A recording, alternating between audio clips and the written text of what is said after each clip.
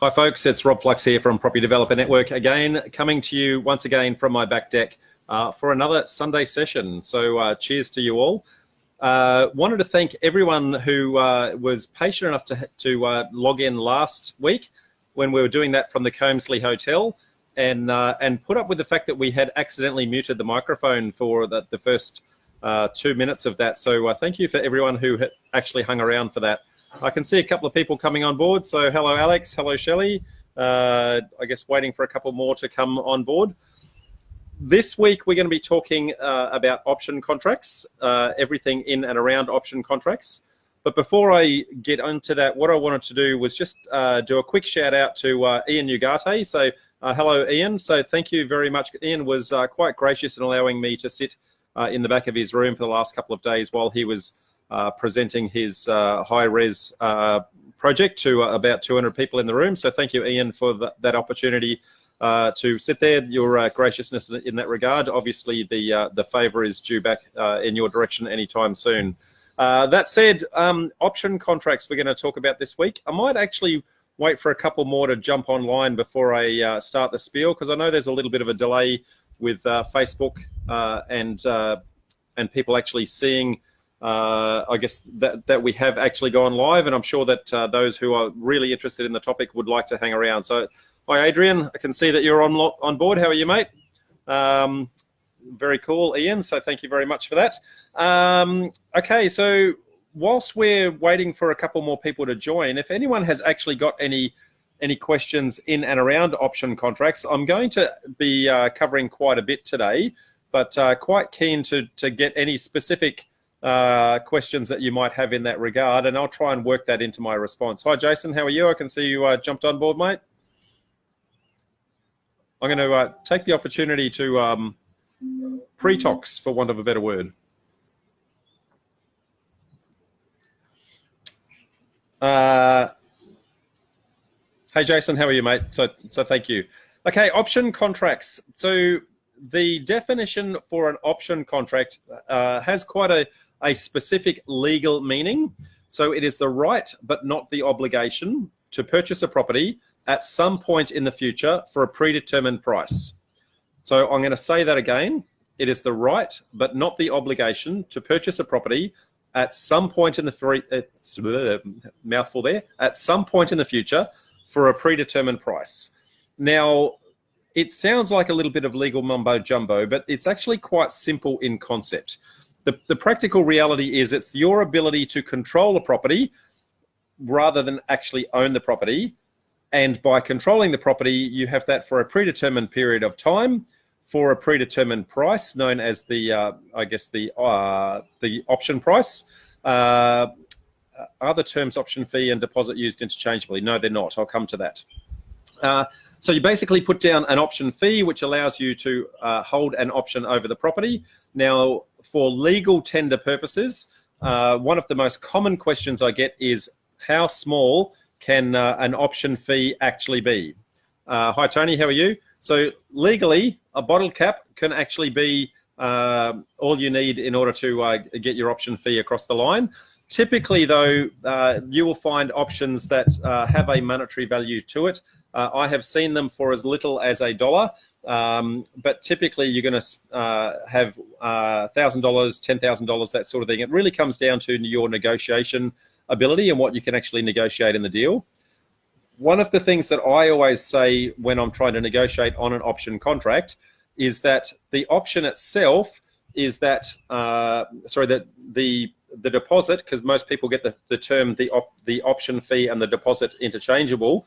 The deposit is actually what I'm going to do towards the development application. So the whole point of an option is to control the property for enough time to put a DA in place, provide some uplift to the property, and then with that uplift, you can then choose to either exercise the option and actually purchase the property, or pass on the option to somebody else for an uplift of the fee. So in that control process, if you want to consider it a little bit like a lay-by. So if you, and I use this example quite often in some of my descriptors, but if you were to have a look at Target, they tend to advertise in June, July for their Christmas toy specials. So everyone can actually start to purchase a property. Say that again. Can purchase their Christmas toys, put it under lay-by, put it away, and they know that at some point on or before Christmas Eve, they can come in, pay the balance, and actually pick up the toys. Now, the reason why Target like that is because they actually get the lay-by fee up front. So if you never pick up your toy, they get to keep your fee, and they also get to keep the toy, so they can actually sell the toy again. The same is the case with the property. If you pay that option fee, then the property owner gets to keep that option fee.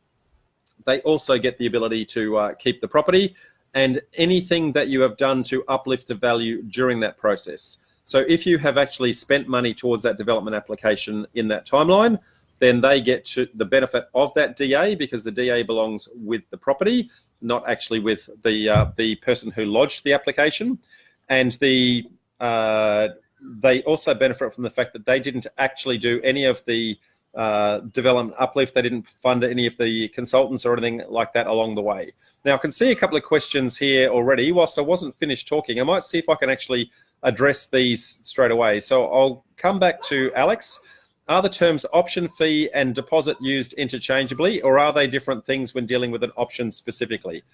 So from a technical sense, they are different things, Alex, but most people tend to use them interchangeably. From a legal perspective, it is actually different. So the option fee is the ability to hold the contract. The deposit is what becomes due and payable at such time that the option gets enacted. So, but most people tend to use the terms interchangeably, because quite often what they do is they have the option fee is the deposit. And that's really a negotiation perspective. Jason's got a question. It is my understanding that call and put options are more likely than just a call option. I'm focusing on call options. So yes, Jason, I'm going to actually come to the difference between a put and a call option in a minute. So might be timely for me to answer that, I guess, as I get there. Another question from Jason. I've had a number of owners unwilling to accept a deposit of $1,000 for the option period of 24 months, max 90 days DD. So I guess to answer that question, Jason, that really comes down to negotiations. The way that I like to define this when I'm trying to negotiate with the owner is that the funds of the option fee, which may seem minimal initially, are not the actual value that I'm actually putting into the property. The development application is where the true value lies. Depending upon what the size of the project is that you're going for, that development application could be as little as $20,000 or $30,000, or it could be $250,000+, depending upon the kind of development that you're doing. So the true value is in that which you are effectively walking away from if and when you do not exercise the option. One of the things that many of the owners are actually concerned with is that the fact that it is a right but not the obligation to purchase, and because of that, they're concerned that you will never actually transact on the deal. So that's all about negotiating again, and actually letting them understand that they're actually in a better position. Should you have that time and add that development application, they're actually in a better position if you don't go ahead than if you do. So you're typically going to pay a premium for the price for the property when you get it under option. But when you walk away, if that development application has been funded by you, they get the benefit of the DA without ever actually having transacted. I can see a couple of other people have jumped on. So Simon, Lisa, Carol, Russell, and Daniel. So Russell, for those who aren't aware, is a solicitor. So anything that I get here wrong here, Russell, feel free to chime in, mate, at any point that you like. So I lost my train of thought there. So it comes down to a negotiation. So if you can show them that the value is still there, irrespective of the small deposit fee, then they should be able to actually understand that that they are in a better position should you walk away. The other part that they tend to get really scared of is the fact that you may be able to walk away. Oh, hi, Lisa. So you and Paul listening while driving. Okay, hopefully I can speak above the road noise. Sorry, again, lost my train of thought. I have to stop reading these questions. This live thing's a little bit more challenging than it looks on paper.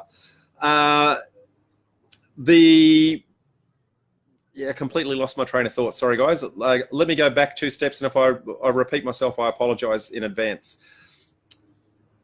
Because it's the right but not the obligation, what they're actually concerned with is that you may never actually take the project through to completion. So some of the things that I do to reassure them is to let them know, one, that their property value has been uplifted through the process, but two, with the amount of money that I have actually invested through that DA, the likelihood of me not transacting is very, very low, because I don't want to put all that money into the DA and then walk away. So I've actually got a whole bunch of money tied up in that. And on the off chance that I am going to walk away, then typically what I will try to do is actually flick the property onto an ultimate buyer who is going to then transact at that pre-negotiated price. So effectively, the risk is low with an option contract that you will not actually exit, but the risk is actually real. So I just try to reassure them of that process. Russell says, I'm sure you're more than knowledgeable, more than most solicitors. Thank you, Russell. I appreciate the kind words there, mate. I'll say most, but not all. How's that? Touche to the good solicitors out there. I'll count you in that sphere, Russell. Now, there are different kinds of option contracts. There is a call option, and there is a put and call option, as commented on by Jason. So I'm going to go into the difference between them. A call option is what most developers are actually looking for. What we're looking to do is to have a one-way contract where we are actually in charge of whether or not we actually proceed with the purchase contract in the end or not. So that call option is our ability to call on the vendor to say, you must sell at this point in time. How that actually works is there's actually 2 documents. So one is the option contract, and one is the Standard Real Estate Institute contract that sits behind it. So two contracts that back to back. Sorry, I'm trying to do this in a camera which is everything's in reverse. So the 2 contracts back to back. So the actual contract doesn't become live unless and until such time as the option contract is exercised. And at the point that that is exercised, then the REI contract then comes to the front. The option contract goes to the back, and the REI contract becomes live. So what we're doing when we call an option in is we're basically saying, hey, we would like that second contract, the REI contract, to come to the front, and we want to then enact that. Now, typically when that happens, the REI contract is done in such a way that it becomes unconditional at that point in time. And the only thing that may be negotiated in that regard might be the number of days in settlement, and that's predefined up front when you're actually signing the option contract. So let's just say it's a 30-day settlement. So once you've done the call option, it comes to the front, you then have 30 days to give them the cash from there. Now, a put and call option is a 2-way contract. So that means that I have control as to when I call on it, and then there for a period of time. And then there's also a period of time where the vendor also has time to push that onto me. Okay, so he puts that onto me. Now, typically what we would try to do as a developer is we would have the longest period possible we can for the call option, and then a second timeline which would be as short as we could in order for that put to actually be put in place. So in a pure hypothetical, I may ask for a 2-year call option, and at the end of that 2 years, if I choose not to go ahead, then they may have a 1-week or a 2-week period where they have the option to put that onto me and force me to take the transaction.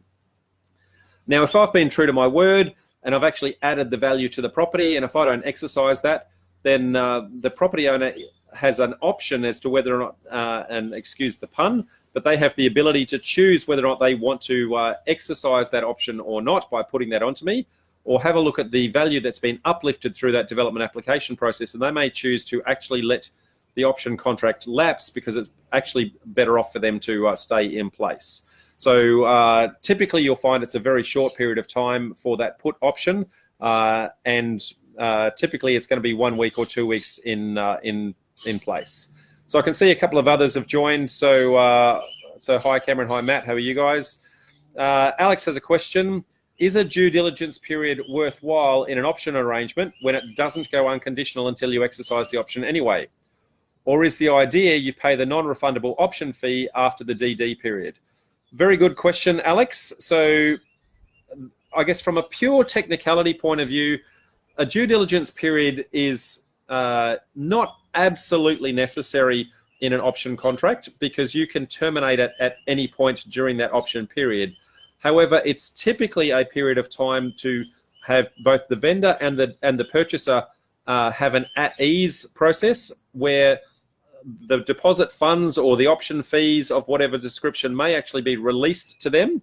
So allows the purchaser to actually do that due diligence period. And at the end of that, typically they would actually release the funds through to the vendor so that the vendor feels that you actually are committed to the process.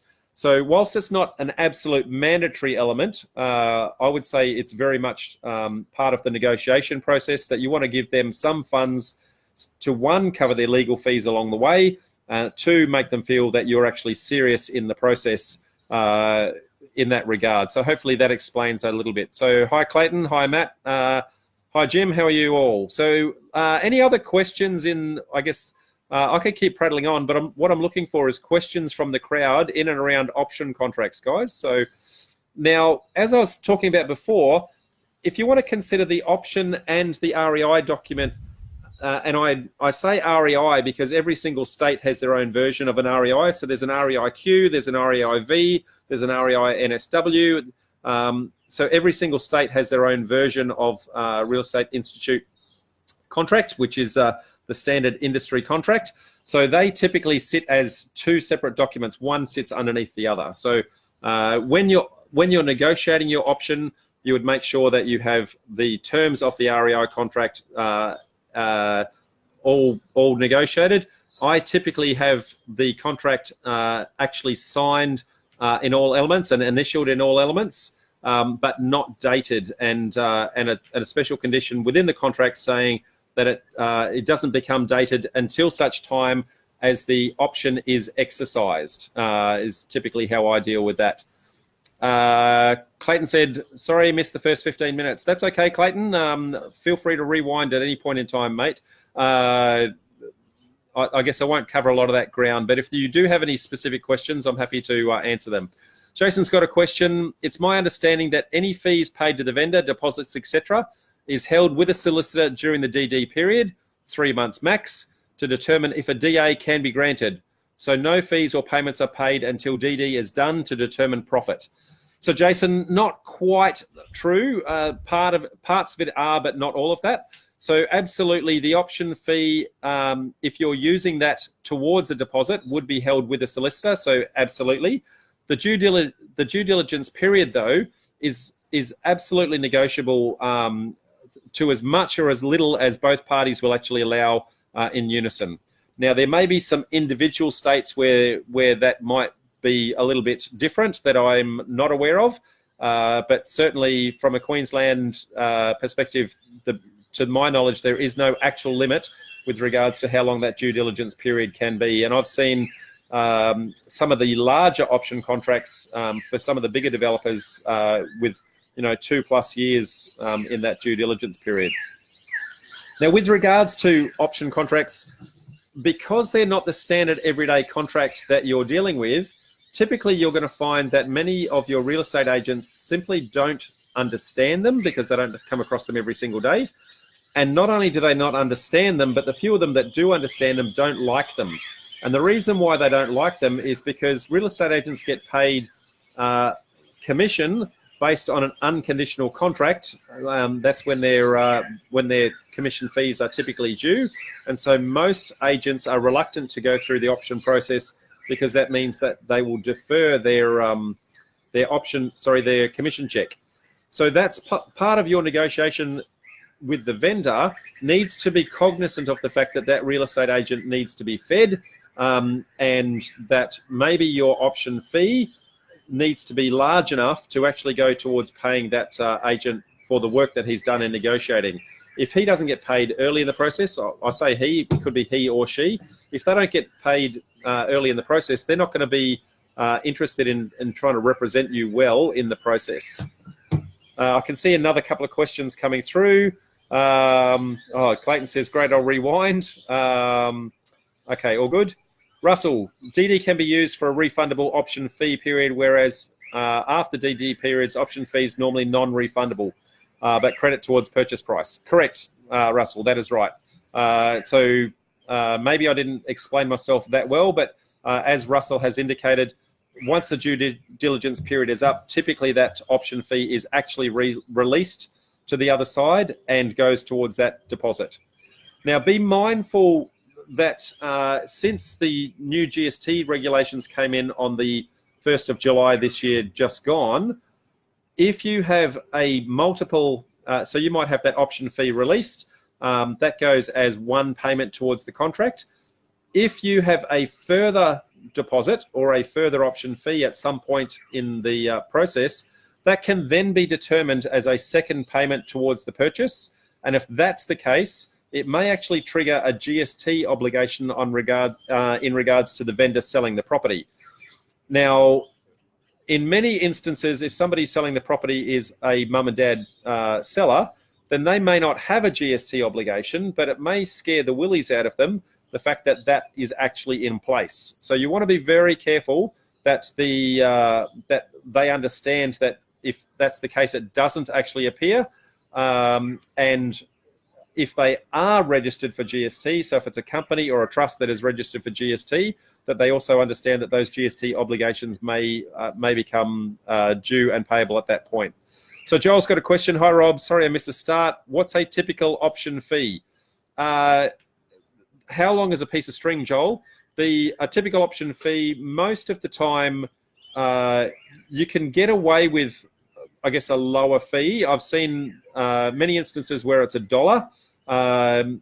But equally, what I find is if you go in with a really low number like that, it becomes a very hard negotiation conversation. So I will typically go in with $1,000 or $10,000, depending upon the size and complexity of the deal, just so that they understand that I actually mean business and that I'm not here to waste their time. But from a legal perspective, it only has to be what is called consideration, so something of value.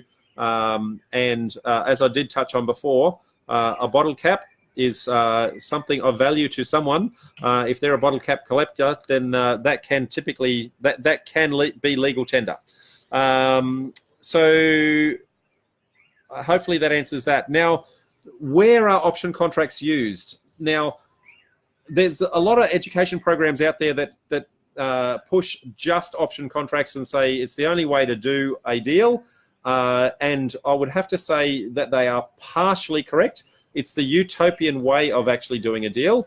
But the reality is that not every vendor an option contract will suit. So when you come into a deal and you're trying to negotiate with a vendor, if the only tool in your toolbox is a hammer, then everything starts to look like a nail. And if it doesn't suit those vendors' terms, then the vendor is never actually going to sign off on the deal. So from that perspective, you need to understand that there are, is the fact that you are not purchasing under an option going to negate the fact that this deal is actually worth going forward with, or do you try to get the option where you can, but not always. Now, what I've found is the larger the project, the easier it is for people to get their head around an option contract because they understand the complexity of very large development projects, and they understand that the developer needs to protect their risks. But the smaller the project, the more challenging it tends to be because the more likelihood that agents get in the middle of that and complicate the process. So Jason has indicated, I've asked some legal solicitors regarding fees, aim for $3,000. Are you talking about, Jason, I'm not quite sure the question there, but if you're talking about the cost to draw one up, an option contract is typically a custom contract every single time. Now, I make it a point to try and template all of my contracts, no matter what they are, all of my special conditions, etc., because the likelihood of me using those again and again are very high. So I will typically pay a little bit more to get it right the first time and actually template that. And then moving forward, I know that I can just pull that out of the drawer and use that at short notice should I need to, knowing that that has been anointed to some degree. And then it's just the idiosyncrasies of the individual project that I need anointed by my solicitor, as opposed to getting a contract drawn up from scratch. So from that regards, if you have intentions of doing option contracts, go talk to your solicitor now. I guess 3,000 is in the right ballpark, depending upon the complexity of some of the things that you want to turn on in your option contract. So is it just a call option? Is it just a put option? Are you wanting to have multiple extensions in your contract in as by default, etc.? So my standard option template, for example, I have an option period, and then I also have what is called a further option fee, which if I pay a further option fee, it gives me an ability to extend that option period by a predetermined period of time. And I may be able to pay multiple lots of those predetermined further option fees. So hypothetically, it might be another $50,000 to extend for another 6 months, for example. So if for some reason I haven't got my development application out of the way, I've pre-negotiated. If I release another $50,000 to them, then that will release. Now, as I said, that is part of my template. I would suggest that that's not always mandatory, but if you're the bigger and more complex the project, the more you want to have things like that in your option contracts and option templates. So Jason, can you template options? Yes, you can, with different agreements. So yes, you can. And what I tend to do when I template any of my contracts is anything that is potentially a variable, I'll actually define that within a schedule. So schedule 1 would be variable 1, variable 2, variable 3, and then the conditions within the contract then refer to. So for example, variable 1 might be the option fee. So then when the contract actually talks about it, it then says, talk to variable 1. The duration would be variable 2. So in the contract conditions, it then says refer to variable 2. Now, I don't call them variable 1, variable 2. I actually have predefined names for them, but they become defined terms within the contract, which then means that the contract doesn't need to be customized each time. Instead, all you're really doing is playing with that schedule 1 and I guess playing with the what features you're actually turning on and off. So then it becomes really simple from a conversation point of view. I have one page with all of those variables that I sit down with the vendor when I'm negotiating, and I say, these are the things that we're playing with. Are you happy with these kind of terms? And then I know that because my solicitor has gone over the rest of the contract with a fine-tooth comb, that the likelihood of changes coming are relatively low. Now, I say low, I guess every time that there is the other side is involved, they will always give that to their solicitor to review. It is their solicitor's job to make sure that they go through the contract with a fine-tooth comb. And so you would anticipate that there'd be 1 or 2 minor changes that come over the fence, no matter how many times you've done your contract and used that in the past. Now, what you'll find is if you've used these a few times, then the number of variations that come back get, I guess, progressively smaller and smaller than each time you use it, because each solicitor has refined the template for you as we go. So hopefully that makes sense, Jason. Any other questions on option contracts, guys? Having rattled on for 28 minutes, it's time for another sip.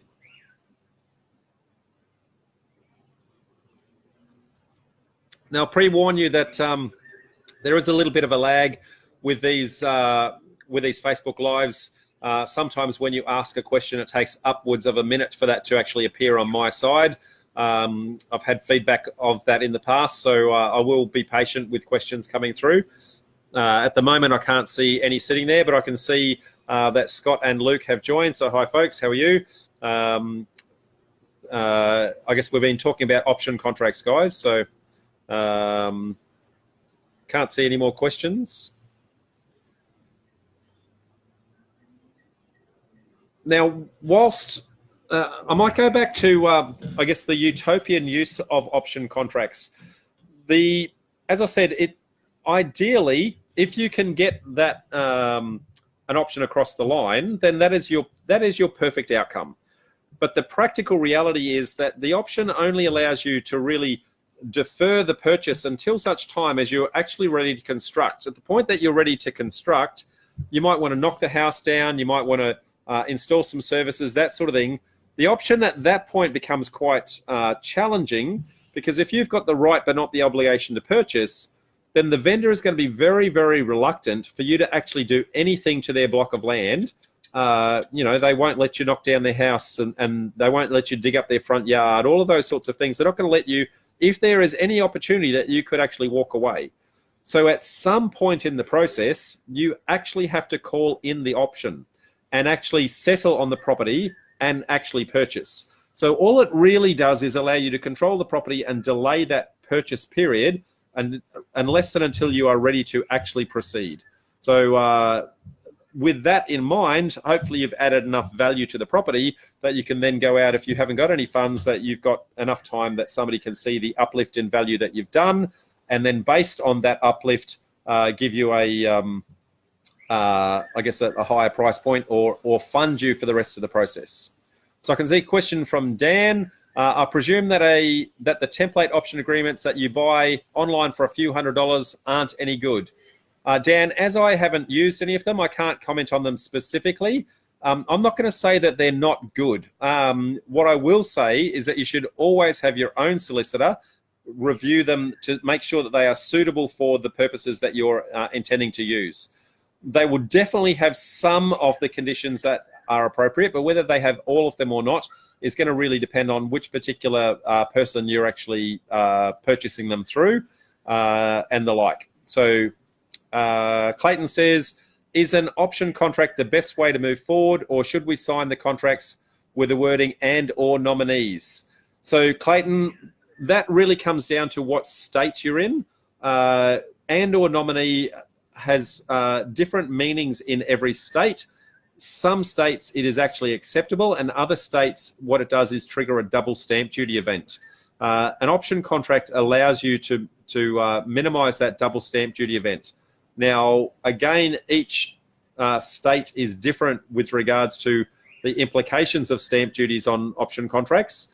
New South Wales is a little bit different to everybody else, but for the majority of other states, if you use an and or nominee, what they determine is that the first contract is one lot of stamp duty, and then the second contract is another lot of stamp duty, and when you change them over, they trigger that as a double stamp duty event. So the only way to really avoid that, if you're going to use a standard REI contract, is to use what is called a rescission clause. And a rescission clause allows you to effectively tear up the original contract and reinstate an identical contract in place with the same terms and conditions, just with a different entity name, and that avoids that, Clayton. Now, if you have not put a rescission clause into your contract up front, then you can request that from the other side, but they may not accept it. I always put a rescission clause as a standard condition in every single one of my contracts every single time. Now, you need to be mindful if you are going to use a rescission clause that you cannot financially benefit, and equally with the and or nominee, you cannot financially benefit from putting that into an alternate person's name. So you can put it in your name, but you can't put it into somebody else's name and get a finder's fee for the process, unless you have actually got a real estate agent's license and signed the appropriate agency agreement with that person in advance to actually justify that. So Jim's got a question. Do you generally factor in lower lending associated costs to your purchase price, e.g. ability to amend your purchase price if required in the negotiation? Jim, I'm not quite sure I understand that in context of an option contract. Let me just reread that again. Do you generally factor in lower lending associated costs to your purchase price, e.g. ability to amend your purchase price if required in the negotiation? I guess our questions today are in and around options. I don't think that's specifically related, so I'm going to defer that. If we don't get any more questions on options, I'll come back to it, Jim, if that's okay. So I won't ignore it. I'll just finish the option topic and then come back to that if there is time. So Jason's got another question. Are option agreements the best thing to use for no money down deals with using a JV finance partner? An option contract is, as I said, a utopian way of doing that. It is certainly one of the ways to do no money down, but it's not the only way. There's actually 5 ways that I teach. Sorry, trying to do that in a camera with everything backwards. There's 5 ways that I teach that you can do no money down. So a JV finance partner is one of those. That's other people's money. So if you can combine those two, then you get a little bit of a bonus from that regard. So what the option allows you to do is defer the purchase to a later point in time. But as I said, if you're actually going to go through to construct, you are actually going to settle at some point. So that JV money partner will be required. So Clayton says, thank you. You're welcome, mate. Daniel says, what's been your most successful was in finding the project? What's been your most, I'm presuming you mean what has been my most successful option contract deal? Daniel, is that the question? So I'm going to assume that's the case. I've actually got a couple of commercial properties under option right now. There's 4 that I need to acquire in the process. So I've got 2 under control. The other 2 are owned by a single party. That one party is being a little bit challenging, but the good news is because I actually have the option, they are a little bit landlocked at the moment. They can't really take that out to market because by themselves, it's not worth much. But equally, mine by themselves are not worth much. So we're in a little bit of a stalemate at the moment, mate. So on that particular one, I will say that will be my most lucrative when I manage to negotiate those other 2 projects. Hopefully that answers that one. Now, as there are there's no questions sitting in the queue, guys, but as I said, there is a 1-minute delay with questions coming through. So I'm going to go back and answer that question from Jim. Do you factor in lower lending associated costs to your purchase price? There's 3 stages to purchasing anything, Jim. So there's the initial purchase when you actually purchase the property. There's any funding that you may require if and when you get to the construction stage. And then there's any finance that you need once the project is actually completed for anything that you intend to keep. So where possible, I always try to get lower interest rates on the initial purchase. So if it's currently a house, then I should be able to negotiate residential terms on that at that point. But at the point where you go to construct, then you will typically need to refinance that out, depending upon the size of the deal, and that may be commercial terms at that point. And so, yes, it would be, I guess, lower lending conditions at that stage and then higher when you get to the construct stage typically. So hopefully that answers that, Jim.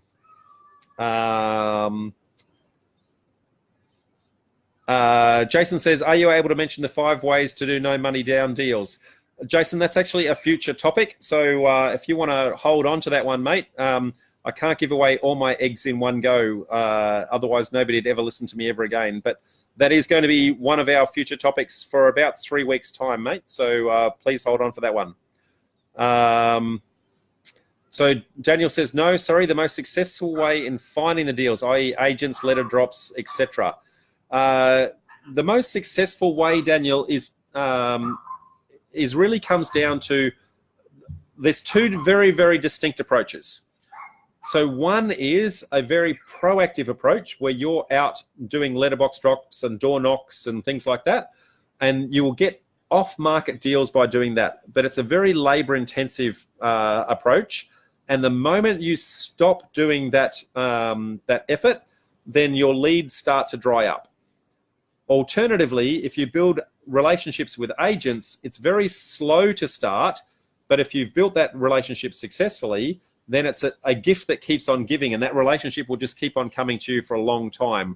So my preference is always to build relationship with agents, let them understand that I'm a repeat buyer, and anything that I create will need to be sold again, and usually multiples of. They understand that sometimes that may mean a delayed gratification process, where they're getting, I guess, delayed commission the first time around, but they're going to get potentially the listings of the finished product. So I generally find that's a better way, but it's what I call a slow burn. So it takes a long time for that relationship building to actually come into effect. But once it does come into effect, it just keeps on giving, mate. So hopefully that explains that. Marek has a question. What is the correct way of using an option agreement for flicking the deal to ultimate buyer for a fee without you needing to be a licensed real estate agent, not triggering double stamp duty? Well, Marek, it's very different in every single state. So I guess this is going to be a very generic question.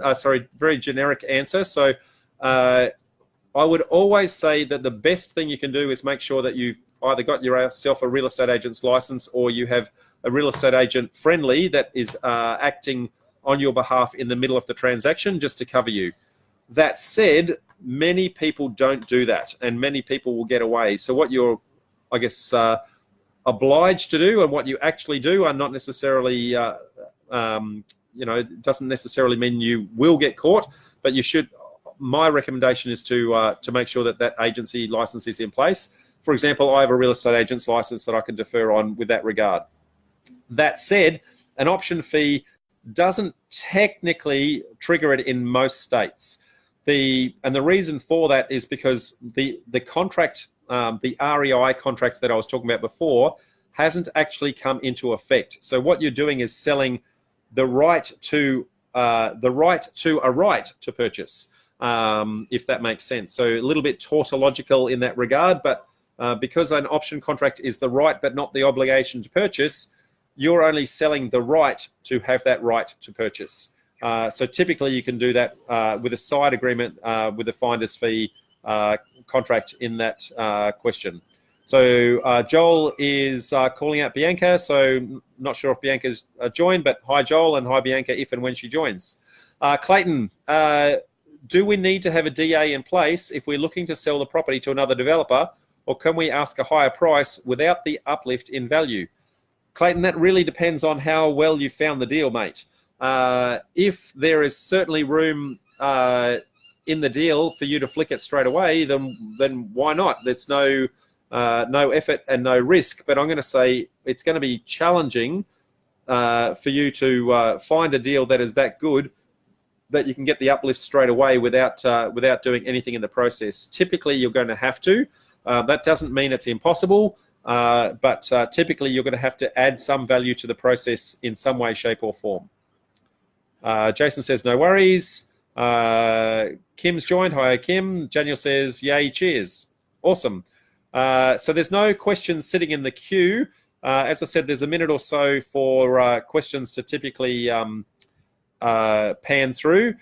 Now, I typically wrap this up at around the 45-minute mark, and we're at the 42-minute mark. So I'll hang on for a little while longer if there's any more questions. But what we're looking for, guys, is more topics for me to have these on each week. So if there are some specific issues or challenges that you would like to deal with, for example, there was one there saying the 5 no money down ways. I will actually build that into the arsenal of questions for upcoming weeks. So each week is a new topic. So I guess looking for ideas from the crowd. This is, I guess, for your benefit, not for mine. So happy to assist in any way, shape, or form that I can.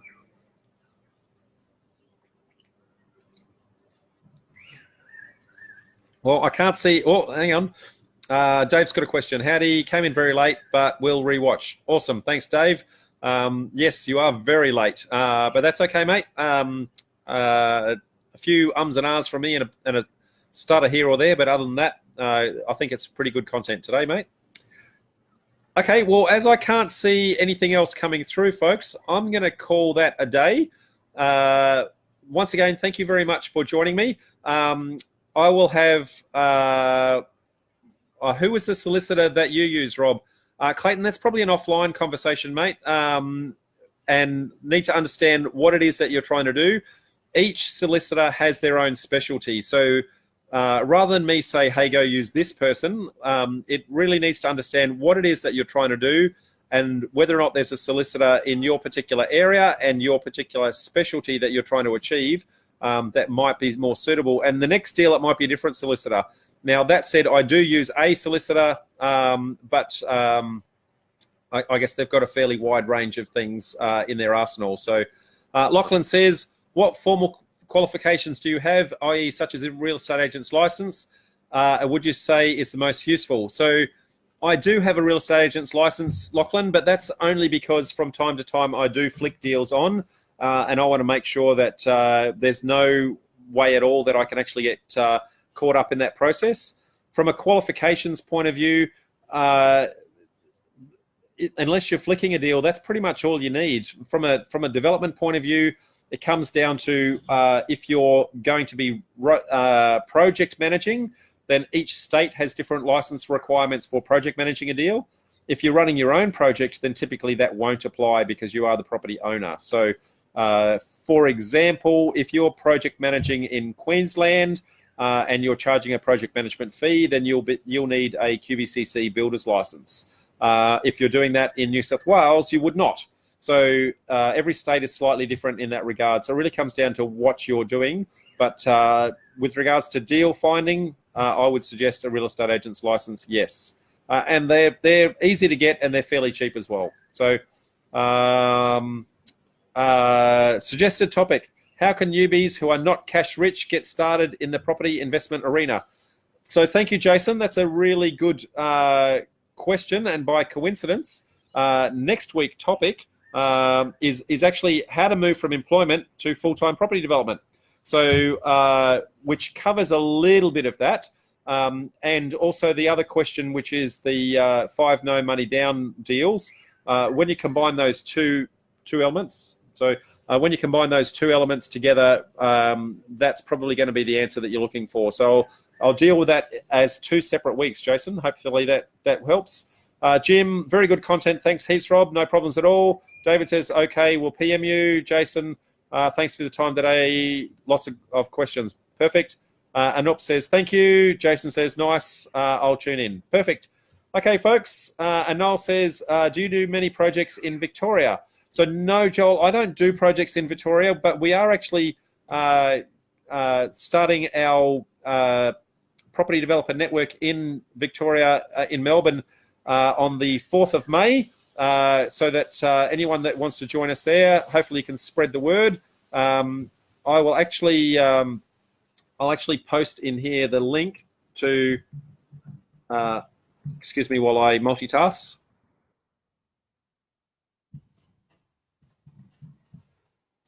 So this link here will actually take you to the link that has all the links to all of our events in all the different states. So if you want to register there, what you'll find is that there'll be a link that jumps off for Sydney, a link for Melbourne, a link for Brisbane.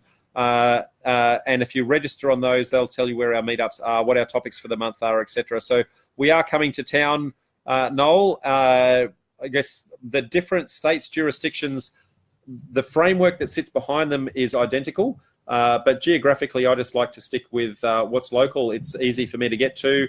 I can drive around the corner and visit the site. There are some slight differences in terminology between the states, but the framework is largely the same. So we actually teach that framework in our property development formula program, if that's of any interest at all. And you can actually see the different layers of legislation between federal, state, and local government, and how that's actually broken out. So, okay, all good. And no worries. Thanks, Russell. Great content. Thank you. Appreciate that. I'm going to call that quits, folks. So thank you, and bye for now. See you all next week when we're going to be talking about moving from employment to full-time property development. I'm sure that that will create plenty of questions just then. So Tony Thorne, I can see you've just joined, mate, but that's the end of the show. You might have to log out, wait 30 seconds, rewind, and watch the repeat. Thanks, guys. Ciao for now.